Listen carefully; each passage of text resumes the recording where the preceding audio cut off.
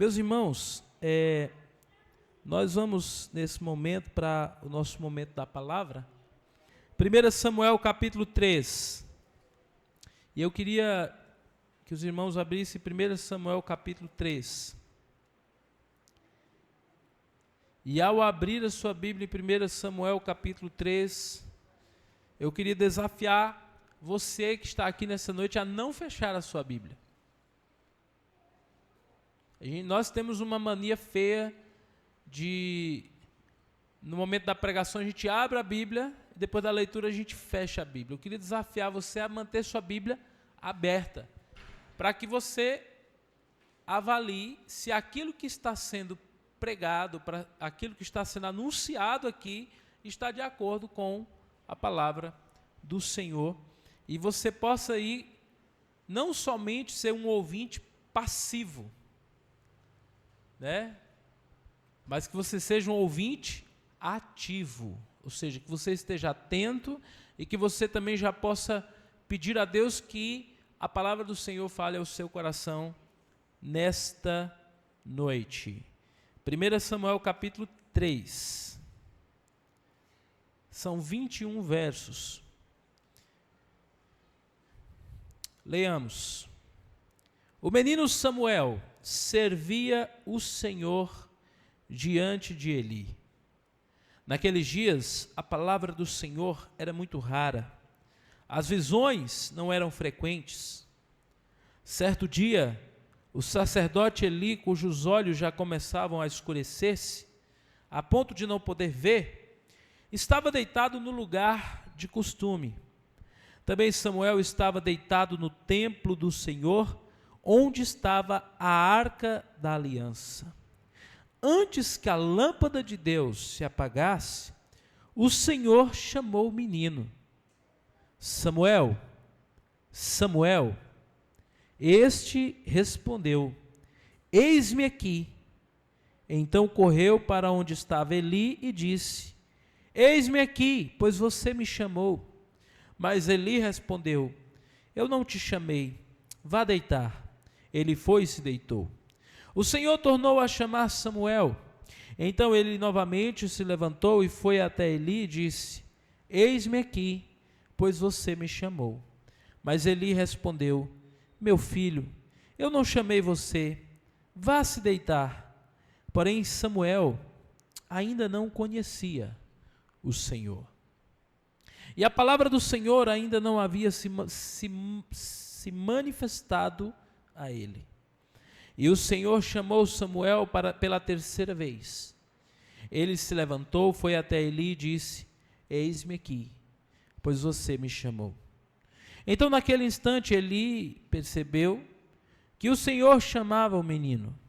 Por isso Eli disse a Samuel: vá deitar.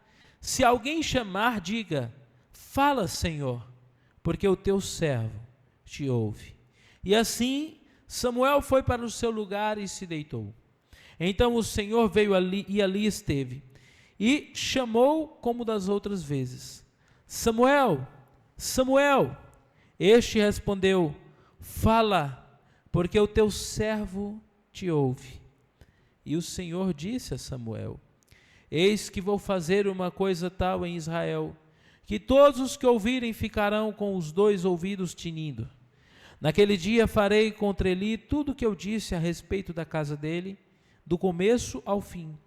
Porque eu já disse a ele que julgarei a sua casa para sempre, pela iniquidade que ele bem conhecia, porque os seus filhos trouxeram maldição sobre si, e ele não os repreendeu.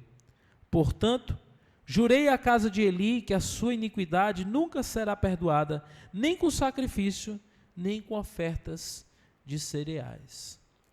Samuel ficou deitado até de manhã, e então abriu os portões da casa do Senhor, mas estava com medo de relatar a visão a Eli. Então Eli chamou Samuel e disse: Samuel, meu filho. Ele respondeu: eis-me aqui. Ele disse: o que foi que o Senhor te falou? Peço que você não esconda nada de mim, e que Deus faça com você o que bem quiser, se você me esconder alguma coisa de tudo quanto ele te falou. Então Samuel Ele contou tudo, sem esconder nada. E Eli disse: Ele é o Senhor, que faça o que achar melhor. Samuel crescia e o Senhor estava com ele, e não deixou que nenhuma de suas palavras caísse por terra.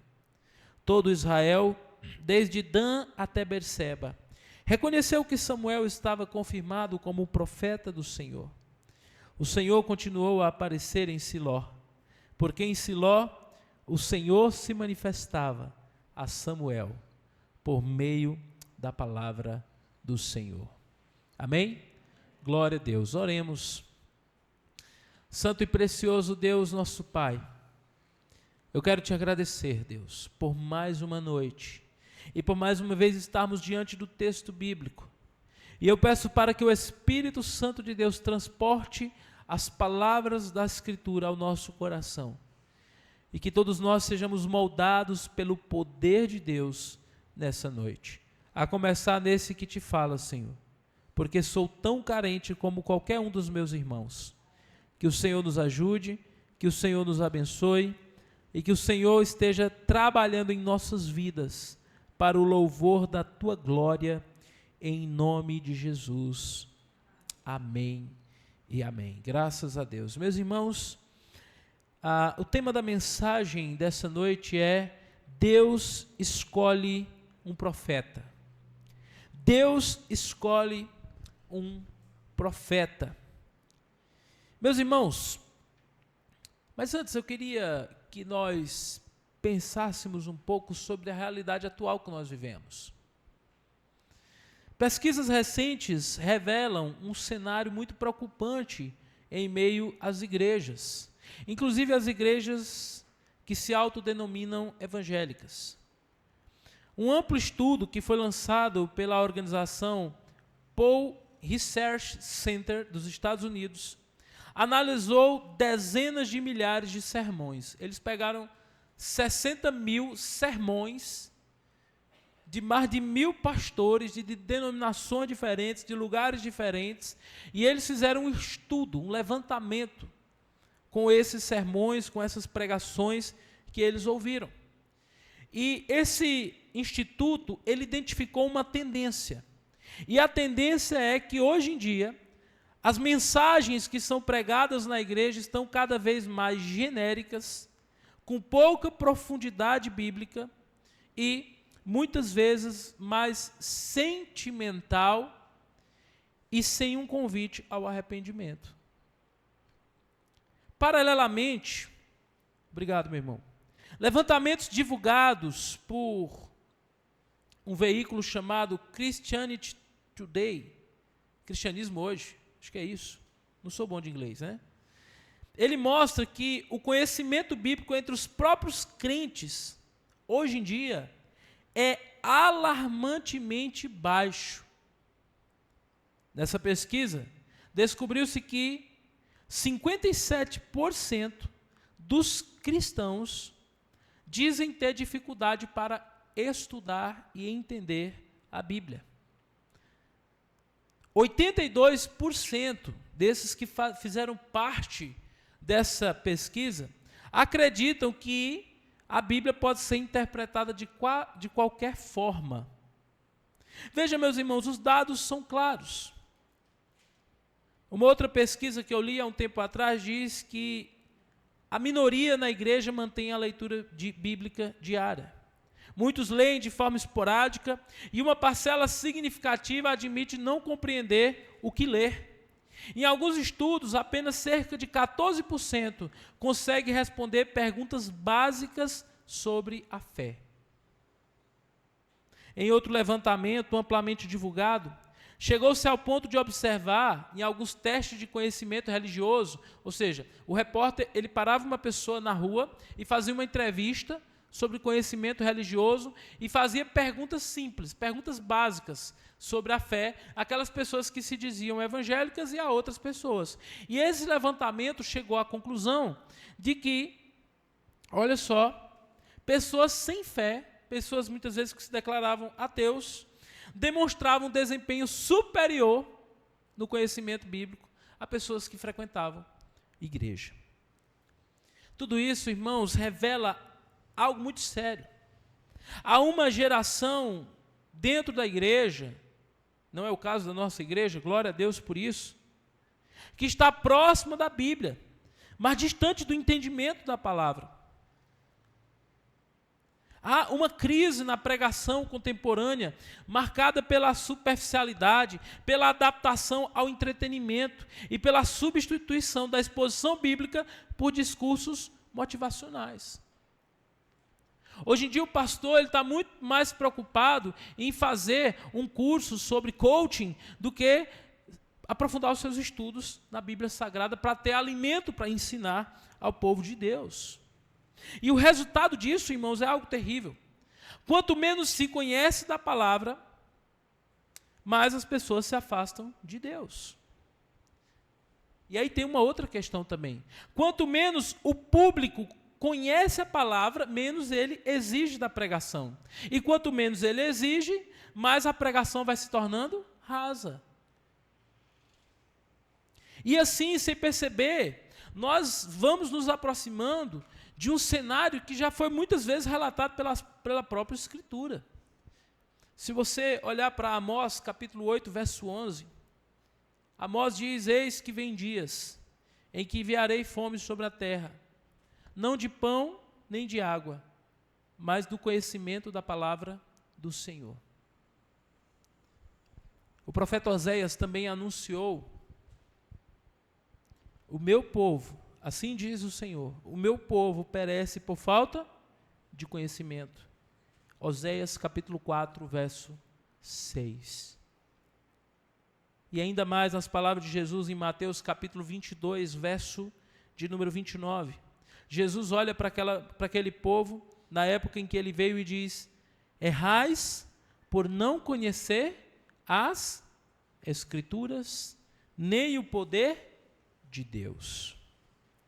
Ou seja, meus irmãos, quanto menos o povo ouve a voz de Deus, quanto menos o povo conhece a palavra de Deus, quanto menos a palavra é pregada, é anunciada, mais o povo se afasta da presença do Senhor.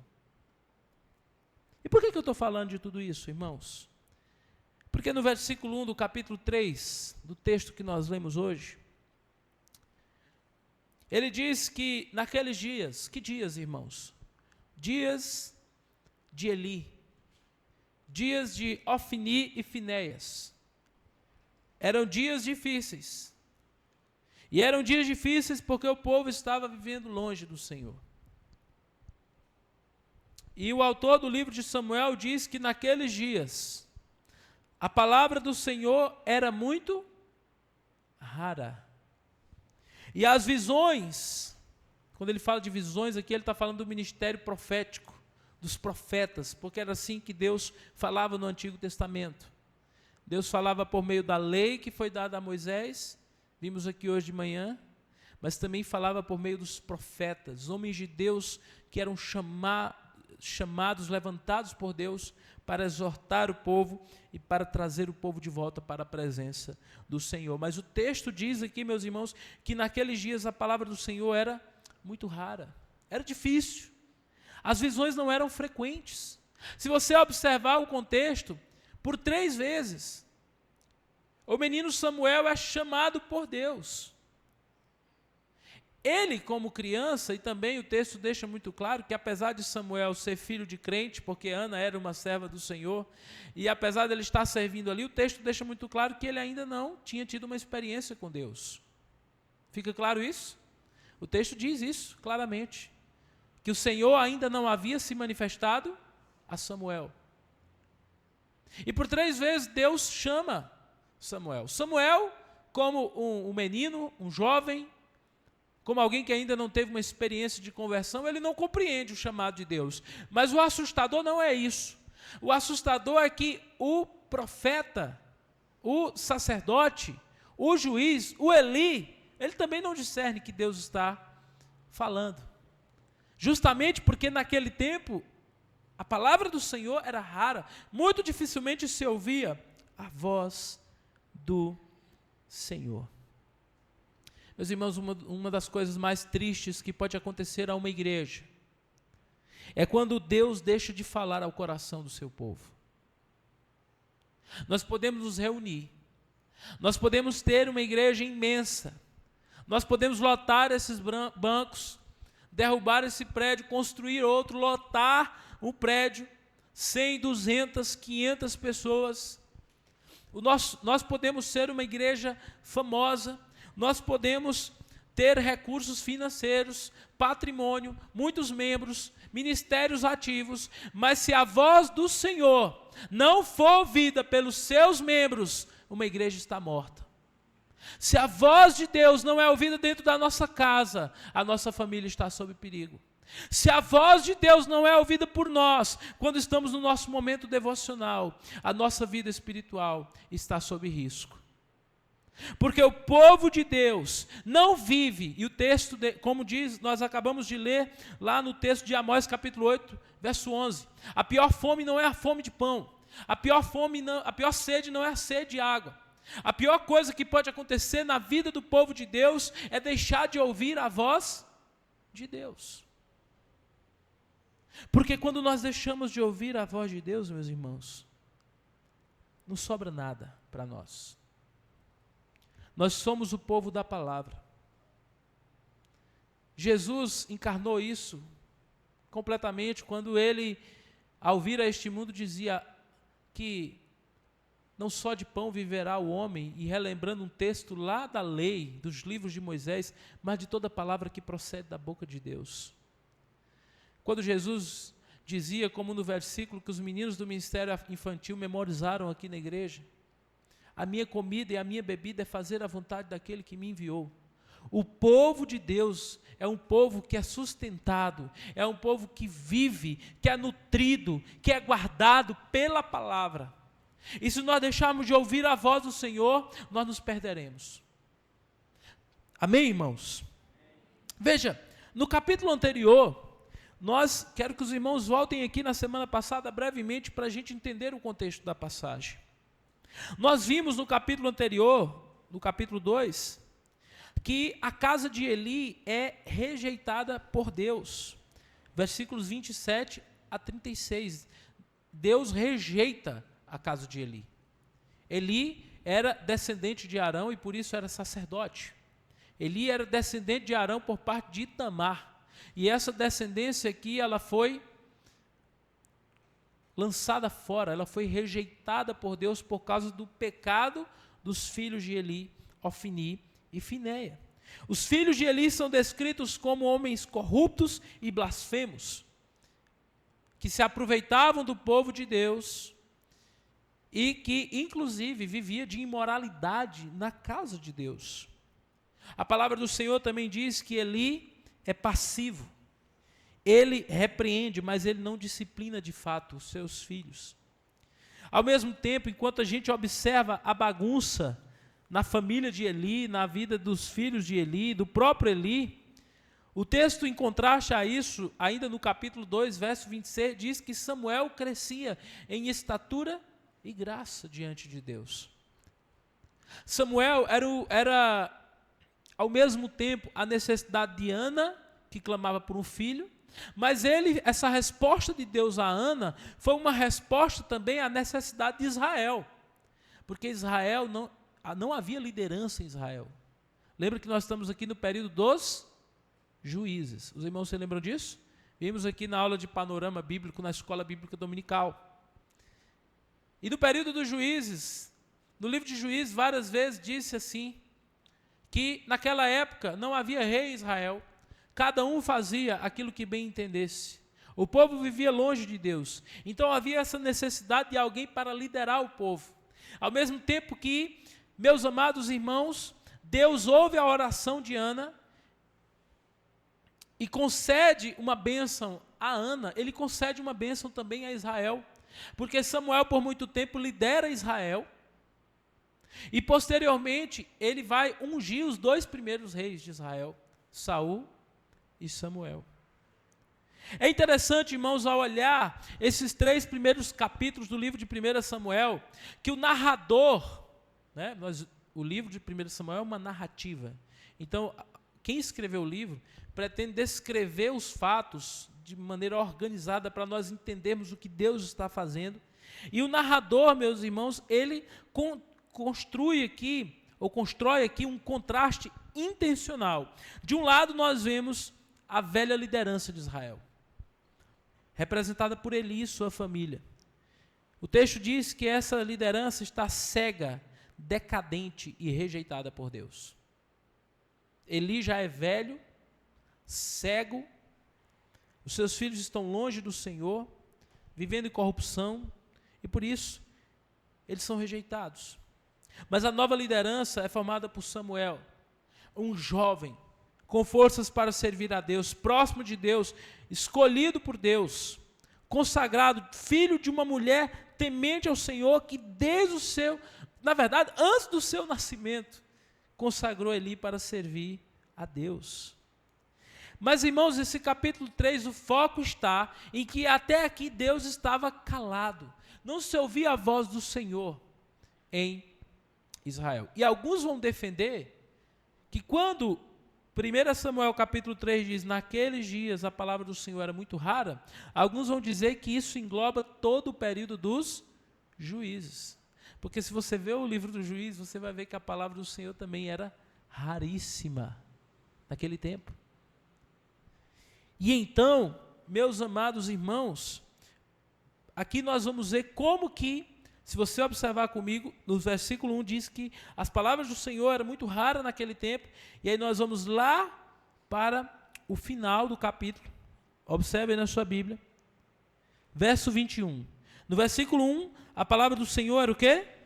Rara. Versículo 21 diz o quê?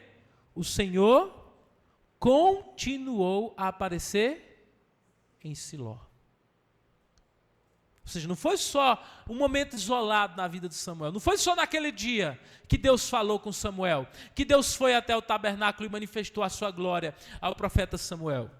Não, o Senhor de maneira contínua aparecia em Siló. Porque em Siló, diz no verso 21, o Senhor se manifestava a Samuel por meio da palavra do Senhor. Então você percebe a diferença que há do início do capítulo para o final do capítulo? Aqui, meus irmãos, nós temos a transição. Deus está rejeitando Eli e sua família, está colocando alguém no lugar dele. E aqui nós vemos, meus irmãos, que Deus não precisa de nós. Deus não precisa de mim, Deus não precisa de você, Deus não precisa de ninguém. Às vezes nós pensamos, olha, mas eu faço tão bem isso, se eu não for, ninguém vai fazer como eu faço. Mas na verdade é que Deus pode levantar alguém 10 vezes melhor do que eu ou que você para fazer a mesma coisa, porque Ele é Deus e não depende de ninguém. Nós somos completamente substituíveis na obra do Senhor. Os irmãos creem nisso? Substituíveis, irmãos, somos passageiros. Saiba de uma coisa, o obreiro passa, a obra continua. E muitas vezes, meus amados irmãos, nós pensamos assim, e agora? Como será? Mas a verdade, meus irmãos, é que a obra de Deus é feita na total dependência de Deus, e o Senhor levanta quem Ele quer, como Ele quer, para os meios que Ele quer. E Ele é poderoso para fazer isso. E eu queria falar, meus irmãos, nessa noite um pouco sobre isso, sobre esse ministério onde Deus fala com o seu povo, onde o povo de Deus ouve a voz de Deus. Qual foi a última vez que você ouviu a voz do Senhor? Eu não estou falando de sonhos, de visões. Claro que nós não podemos colocar Deus dentro de uma caixa, Deus faz o que lhe apraz, até os dias de hoje. Mas a grande maioria das vezes, meus irmãos, Deus fala por meio da sua palavra ao nosso coração. Qual foi a última vez que Deus falou ao seu coração? O seu lar, ele tem sido um lar orientado pela voz de Deus? A nossa igreja tem sido uma igreja dirigida pela voz de Deus. O povo de Deus precisa viver pela voz de Deus. Hoje nós estávamos mexendo em uma gaveta lá em casa, em umas coisas antigas, e o Samuel encontrou um GPS.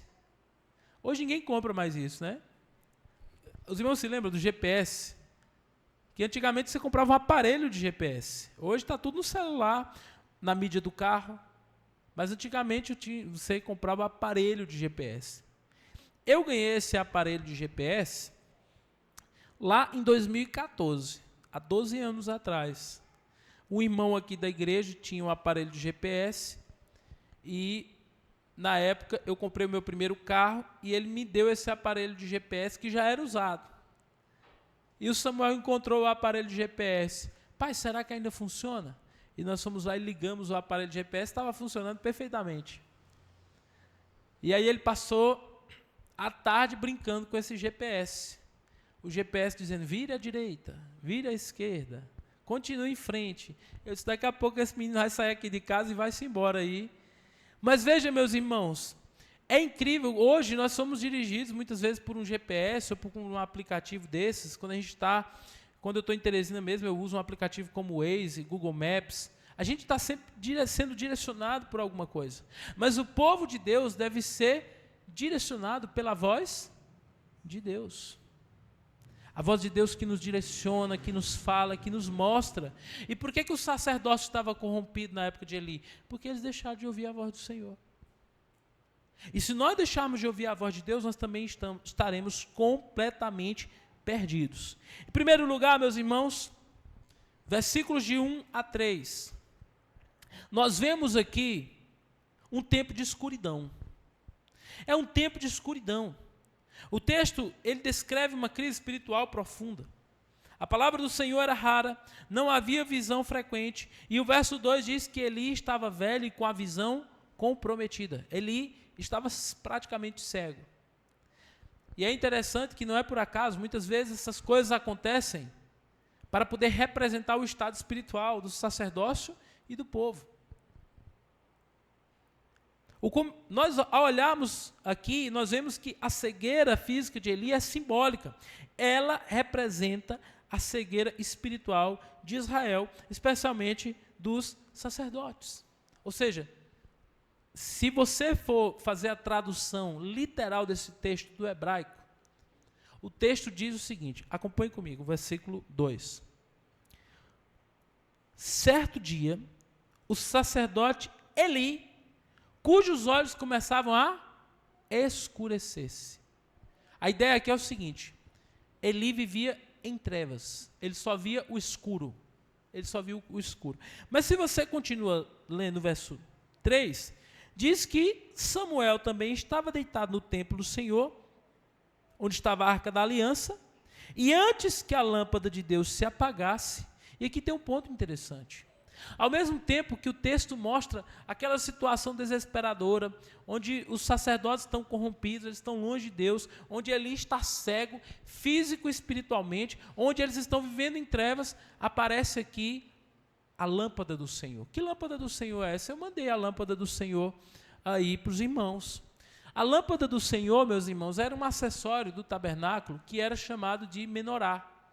E ele ficava lá dentro do tabernáculo, aceso, e a sua luz iluminava o tabernáculo, que é aqui, ó, onde ele ficava.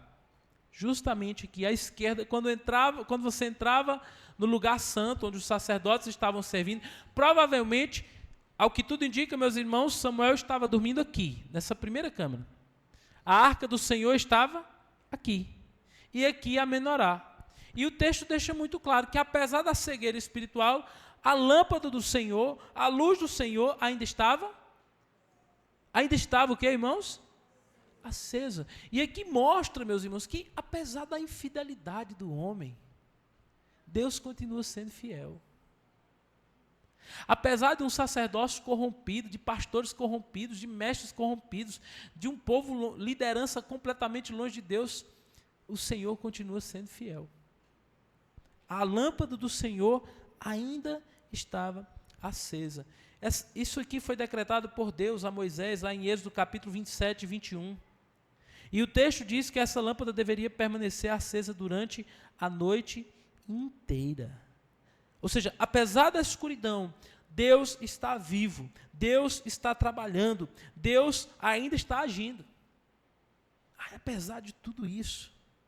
E aonde que está Samuel, meus irmãos? O texto sempre diz que Eli está do lado de fora do tabernáculo, sentado sobre uma cadeira, né? E ele está ali encostado em uma coluna do templo. Mas quando o texto fala sobre Samuel, diz o texto que Samuel está dormindo perto da arca do Senhor. Isto é, perto da presença de Deus. E aqui é um contraste muito forte. Esse contraste, ele está muito certo no início do livro de 1 Samuel. Se você ler 1 Samuel, capítulo 2, versículo 22, nós vemos que lá os filhos de Eli também estavam deitados. Mas aonde que eles estavam deitados? É a mesma palavra. Eles estavam deitados, se prostituindo. E aí, no capítulo seguinte, nós vemos Samuel deitado também. Mas Samuel está deitado aonde? Perto da arca do Senhor. Enquanto nós temos pessoas que vivem longe de Deus, que vivem no pecado, que estão desonrando ao Senhor, Samuel está ali na presença de Deus. Na presença de Deus. Meus irmãos, olha, deixa eu dizer uma coisa para você. São nos momentos mais obscuros, mais turvos, são nos momentos de maior escuridão, que Deus nos dá a maior oportunidade. A oportunidade de nós brilharmos como estrelas, como diz o apóstolo Paulo. Veja, Samuel estava em um contexto, irmãos, um contexto sombrio, de pecado. Mas ali, ele estava diante do Senhor. Nós vivemos em um período onde as pessoas estão cada vez mais longe de Deus. Vícios, imoralidade, perversão. Mas o povo de Deus é chamado a continuar perto do Senhor. Deus te chama a continuar perto dele em meio a tudo isso. Nos versículos de 4 a 9, pode colocar aí para a gente acompanhar aqui, nós vemos Deus chamando Samuel. E ao mesmo tempo que nós vemos Deus chamando Samuel, nós vemos a ignorância espiritual de Eli. Deus chama Samuel, mas ele não reconhece a voz de Deus. 3 vezes ele corre até Eli. Mas há um detalhe surpreendente. Preste atenção comigo no versículo 7, o que diz? Porém, Samuel ainda não conhecia o Senhor. Espera aí, pastor, como assim? Como assim? Mas Samuel, nós não já lemos aqui, nós estamos há 3 semanas estudando sobre isso. Nós não já vimos aqui a fé de Ana, mulher de Deus, lá diante do Senhor, orando, chorando, Deus responde, ela consagra o filho ao Senhor, ela entrega o filho para morar na casa de Deus, mesmo sendo seu único filho. Todos os anos ela vai lá e leva uma túnica de linho fino para Samuel. Essa mulher é crente, e o filho dela não é crente não, pastor? Esse menino que foi consagrado desde o ventre, esse menino que quando a mãe estava amamentando, que ela desmamou o menino, ela levou e deixou lá na casa de Deus.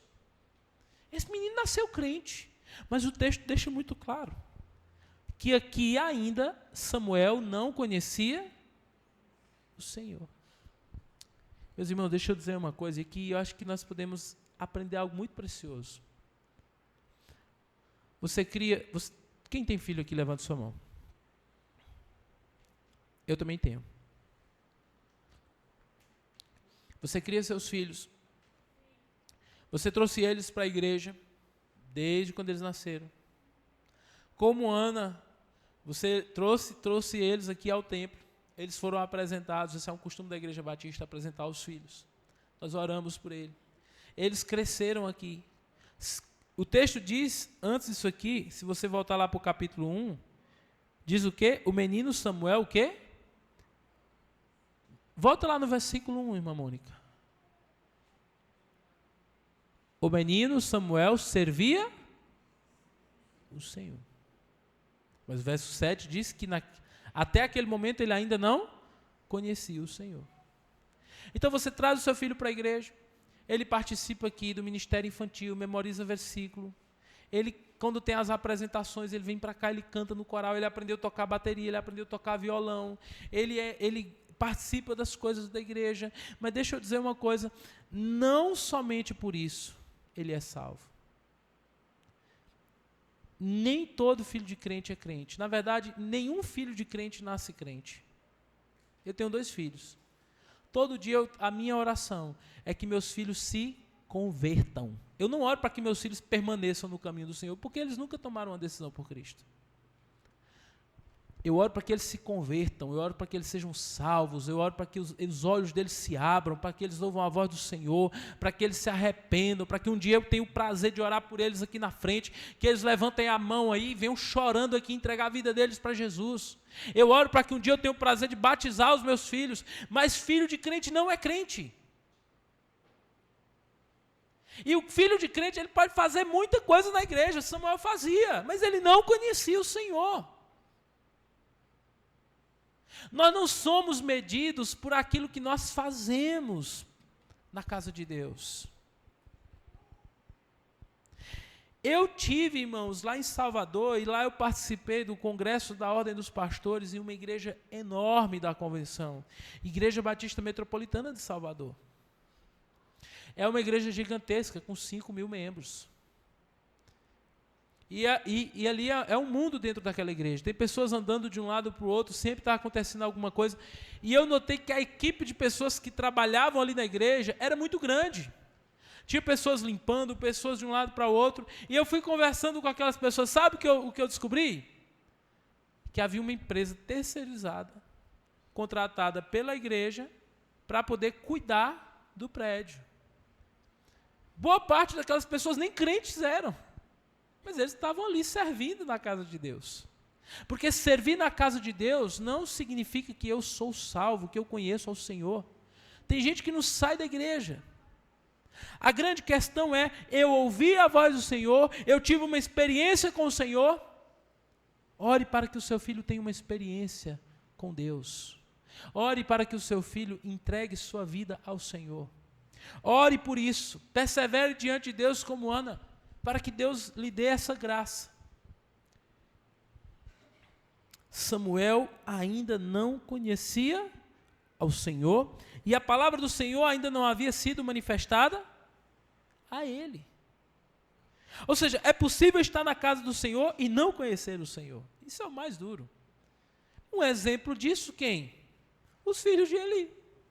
Estavam todos os dias envolvidos lá com os sacrifícios, fazendo os rituais e não conheciam ao Senhor. Não conheciam ao Senhor. Meus irmãos, embora Samuel estava no templo, Samuel servia no templo, Samuel não tinha um relacionamento pessoal com Deus. E aí, somente na terceira vez, é que Eli percebe o que está acontecendo. Veja como o próprio sacerdote, ele tarda para discernir a voz de Deus. Às vezes, meus irmãos, nós estamos tão distantes de Deus, que Deus está falando em todo lugar, mas a gente não ouve. Não é? Eu já fui para cultos, o pastor está pregando lá à frente, e você olha para o irmão do lado, o irmão está chorando, chorando, chorando. Deus está falando ao coração daquele irmão. Aí você olha para o lado, tem alguém mexendo no celular. Você olha para o outro, tem alguém cochilando.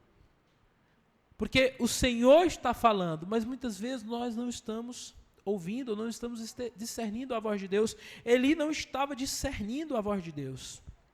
Mas ainda assim, é Eli quem orienta Samuel. Eli orienta Samuel e ele diz o que ele deveria fazer. E ele diz, olha, responda, eis-me aqui, o teu servo te ouve. O teu servo te ouve. Meus amados irmãos, e aqui tem um ponto interessante. Veja que o sacerdote não ouve a voz do Senhor, mas o menino ouve a voz do Senhor. A questão não é sobre o cargo que nós ocupamos. A questão não é sobre os títulos que nós temos. A questão é se o nosso coração está sensível a ouvir a voz de Deus. Dos versos 10 a 18, nós vemos como Deus se revela a Samuel. E ao mesmo tempo, ele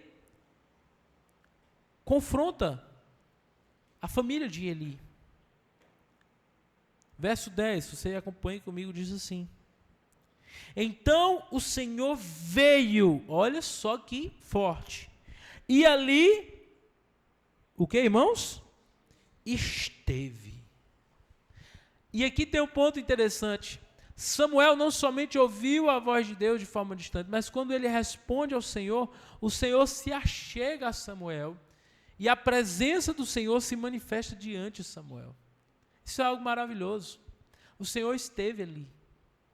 Meus amados irmãos, é interessante essa questão da presença de Deus. Não sei quantos de vocês pararam já para estudar sobre isso. Porque quando nós estudamos sobre a presença de Deus, nós temos, por exemplo, a presença natural de Deus. O que é a presença natural de Deus, irmãos? Deus está em todo lugar. Não é isso? Deus está aqui, Deus está na sua casa, Deus está no hospital, Deus está no presídio, Deus está em todo lugar. Essa é a presença natural de Deus, porque Deus é o quê? Onipresente. Mas quando o texto diz aqui que o Senhor esteve ali, ele não está falando da presença natural. Ele está falando da presença manifesta de Deus. Que é quando Deus é invisível, Deus é Espírito, Ele está em todo lugar, mas nós não o percebemos. Mas quando Deus quer, Ele está e Ele se revela, Ele manifesta a sua presença. Meus amados irmãos, nós vimos em primeiro lugar que o povo de Deus precisa da voz de Deus. Mas eu queria dizer para você, meu irmão e minha irmã, que o povo de Deus também precisa da presença de Deus. A presença de Deus. Quando nós nos reunimos aqui como igreja, irmãos, claro que nós sabemos que Deus, ao ser onipresente aqui, Ele está, como está em todos os lugares. Mas nós queremos sair por aquela porta e não somente saber que Deus esteve aqui, por teoria, por teologia, por conhecimento teórico. Nós queremos sentir que Ele está aqui. Nós queremos estar certo de que Ele está aqui. E nós queremos que a presença dEle aqui transforme as nossas vidas. Ou não queremos isso? Olha, meu irmão, eu sei que a presença natural de Deus é comum lá na sua casa. Mas nós devemos tomar cuidado, porque a presença natural de Deus também está lá no presídio. Deus está em todos os lugares, no sentido que Ele é onipresente. Se você for lá no prostíbulo, por Deus ser onipresente, Deus tudo conhece ali, está presente ali. Mas o que nós devemos orar é para que dentro da nossa casa nós tenhamos a presença manifesta de Deus.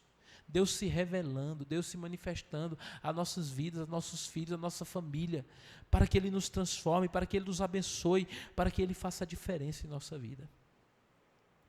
Veja, meus amados irmãos, Deus não apenas fala, Ele se manifesta. Samuel diz: fala, Senhor, o teu servo te ouve. Veja, um verdadeiro servo é definido pela disposição de ouvir a Deus. Mas a mensagem de Deus para Samuel é muito pesada. Ele fala sobre o juízo sobre a casa de Eli. Ele diz que vai ser algo tão terrível que vai acontecer que os ouvidos de Israel vão ficar o quê? Tinindo. Vai ser algo terrível. E nós vamos ver mais à frente o que é que vai acontecer, nos próximos capítulos. O pecado dos filhos, a omissão do pai. Mas o versículo 14 é que me chama a atenção. O versículo 14, Deus perdeu tanta paciência que Ele diz: olha, portanto, eu jurei à casa de Eli que a sua iniquidade nunca será o quê? Espiada, nem com sacrifício, nem com oferta de cereais. Deus está dizendo o seguinte: olha, o pecado deles foi tão grande que nem os sacrifícios, nem as ofertas de cereais, nem todo o cerimonial judaico, nem tudo que eles fazem no templo é possível para cobrir, para espiar o pecado deles. A palavra de Deus confronta a família. E aí, meus irmãos, diz o texto sagrado, diz a palavra de Deus, que ele chega até Samuel e pergunta o que Deus disse para Samuel. Samuel conta o que disse, e o verso 18 diz que Eli responde: Ele é o Senhor, faça o que bem lhe parecer. Veja, ele reconhece a soberania de Deus, mas ele não demonstra arrependimento, e ele não tem nenhuma atitude diante daquilo. Ele simplesmente diz que o Senhor assim o faça. Meus irmãos, Deus fala, Deus confronta, Deus nos chama ao arrependimento. E aí dos versos 19 a 21 nós temos aqui o último momento da mensagem dessa noite. depois de Samuel entregar a mensagem para Eli, nós vemos que Deus confirma publicamente que houve uma transição. A partir daquele momento, já havia um novo profeta, havia um novo líder em Israel. E este homem era Samuel. Verso 19, Samuel, o que, irmãos? Crescia mais uma vez. E aqui tem um ponto interessante, irmãos. Nós vemos essa palavra na vida de Samuel, ele crescia, ele crescia. Estar diante de Deus sempre nos leva a crescer. Você tem crescido?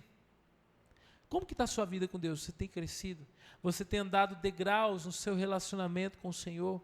Porque quando nós estamos perto de Deus, nós crescemos. Samuel crescia. Mas o texto também diz que o Senhor estava com ele. E aqui o estar com ele é a ideia de aprovação. Os irmãos se lembram disso. Quando Saul é reprovado por Deus mais à frente, nós vemos que o texto diz que o Senhor não mais estava com ele. Quando nós somos aprovados por Deus, Ele está conosco. E o texto diz que Ele não deixou que nenhuma de suas palavras caísse por terra. E aí o verso 20 diz, e todo Israel, desde Dan até Berseba, vamos ver isso no mapa? Reconheceu que Samuel estava confirmado como profeta do Senhor. Samuel estava confirmado como sendo o profeta de Deus. Deus disse, esse é o meu profeta. Aquele foi o homem escolhido pelo Senhor. E aí nós vamos, os irmãos estão vendo lá em cima, aquele último pontinho, ali no extremo norte de Israel, como é o nome da cidade? Dan. É a cidade mais ao extremo norte de Israel. E a última cidade aqui no extremo sul, Berseba. Então, quando o texto diz, desde Dan até Berseba, todo Israel confirmou que Samuel era o profeta escolhido de Deus, ele está dizendo o seguinte, olha, toda a nação de Israel reconheceu que Samuel era um homem de Deus, e ele era escolhido pelo Senhor, por causa da presença do Senhor na vida dele. Meus irmãos, o texto apresenta 4 evidências da autenticidade de Samuel. Quais são? E aqui eu queria que a gente parasse um pouco para pensar sobre nossas próprias vidas. Primeira evidência da autenticidade de Samuel, que ele era um crente verdadeiro, que ele realmente era de Deus. Primeira evidência, o Senhor estava com ele. O Senhor estava com ele. A principal característica do servo de Deus é que o Senhor está com ele. Eu me lembro, os irmãos se lembram, quem está fazendo a leitura anual da história do povo de Israel no deserto, toda aquela desobediência, aquela rebeldia do povo, chega um determinado momento que Deus se volta contra o povo, Moisés intercede pelo povo, e Deus diz assim, olha, tudo bem Moisés, agora vocês vão, eu não irei mais, não estarei mais no meio de vocês. Qual é a resposta de Moisés para o Senhor? Se o Senhor não for comigo, eu não irei. Meus irmãos, a presença de Deus, saber que o Senhor está conosco, é a coisa mais importante da nossa vida. A gente pode não ter dinheiro, a gente pode não ter casa, a gente pode não ter carro, a gente pode não ter saúde, a gente pode perder a aprovação da nossa família, a gente pode perder o nosso emprego, a gente pode ir parar no lugar que for, mas se o Senhor estiver conosco, se Ele estiver conosco, nós não teremos o que temer. Nós não teremos o que temer. O Senhor estava com Samuel. Segunda coisa que confirma publicamente, que evidencia a autenticidade de Samuel, diz que nenhuma de suas palavras caiu por terra. Samuel era um homem íntegro. Samuel era um homem verdadeiro, que ouvia a voz de Deus. E à medida que Deus falava com ele, ele transmitia ao povo. E por ser fiel à palavra de Deus, se cumpria. Ele era um homem fiel à palavra de Deus. E por ser fiel à palavra de Deus, Deus era fiel a ele. Terceira coisa, todo Israel reconheceu a sua autoridade. O povo de Deus via a presença de Deus em Samuel. Meus irmãos, olha, deixa eu dizer uma coisa para você. Mas não importa o que as pessoas pensam de mim. Você já ouviu isso aqui? Importa o que Deus diz de mim. Deixa eu falar uma coisa para você. É claro que a sua vida não é determinada pelo que dizem de você. Até porque os servos de Deus sempre vão ser ofendidos, caluniados de forma injusta. Mas o que o povo de Deus pensa sobre você, isso é válido. O que a sua igreja, o que os seus irmãos, o que a sua esposa que é crente, o que os seus familiares que são crentes, sua mãe é crente, o que os crentes, os servos de Deus, têm a dizer sobre você, fala sobre você, diz muito sobre você. Não é possível que todo mundo está errado, só você está certo. O povo de Deus olhava para Samuel e via a presença de Deus na vida dele. Ouça o povo de Deus. E no verso 4, a quarta coisa, que Deus continuava a se revelar por meio dele. Não foi uma coisa de uma única vez. Deus estava presente constantemente na vida de Samuel. Glória a Deus por isso. E aqui nós vemos uma coisa, que a vida cristã, posso aplicar isso, não é sobre como começa, mas é sobre como termina. Nós precisamos ter constância na vida cristã. Nós não podemos ser aquele tipo de crente que vai, desaparece.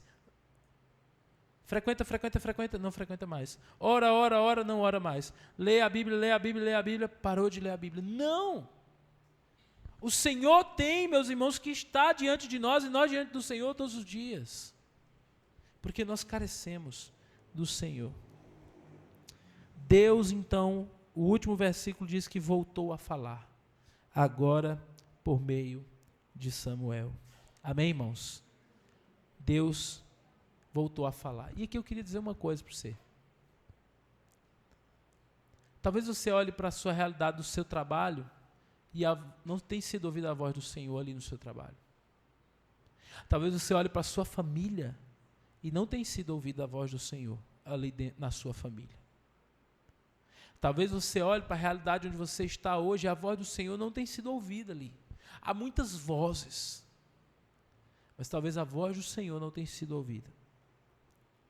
Se eu disser que Deus deseja usar você, Deus usou um menino chamado Samuel, da tribo de Efraim, filho de Eucana. Ele não era da linhagem sacerdotal. Samuel não era um sacerdote. Samuel era um israelita comum.